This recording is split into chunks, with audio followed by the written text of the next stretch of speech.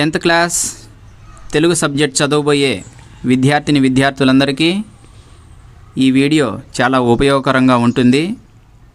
రామాయణంలోని కాండల గురించి ఈరోజు మనం తెలుసుకుందాము. రామాయణంలో 7 కాండలు ఉన్నాయి. వాటిలో గవర్నమెంట్ వారు 6 కాండలు తీసుకొని మనకి పాఠ్యపుస్తకంలో ఏర్పాటు చేయడం జరిగింది. అవి బాలకాండ, అయోధ్యకాండ, అరణ్యకాండ, కిష్కింధకాండ, సుందరాకాండ, యుద్ధకాండ, ఇట్లా 6 కాండలు ఏర్పాటు చేశారు. అయితే ప్రశ్నాపత్రంలో మనకి 3వ ప్రశ్నగా మనకి ఈ కాండల నుండి అడగడం జరుగుతుంది. ఈ 6 కాండలలో కలిపి 4 వాక్యాలు ఇస్తాడు.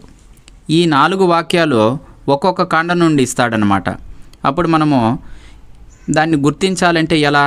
ఫస్ట్ మనకి రామాయణం స్టోరీ బాగా అర్థమవ్వాలి. అలా అర్థమవ్వాలంటే మనకి ప్రతి ఒక్కరూ కూడా వారి గురువులు చెప్పేటటువంటి రామాయణ కథను బాగా శ్రద్ధగా విని బాగా అర్థం చేసుకోవాలి. ఉదాహరణకి, చూశాను సీతమ్మను అని అన్నాడు. ఈ వాక్యం ఏ కాండలోనిది అని అడుగుతాడు. మనకి స్టోరీ అర్థమైంటే మనం ఇమీడియట్లీ ఈ వాక్యము సుందరాకాండ అని చెప్తామన్నమాట.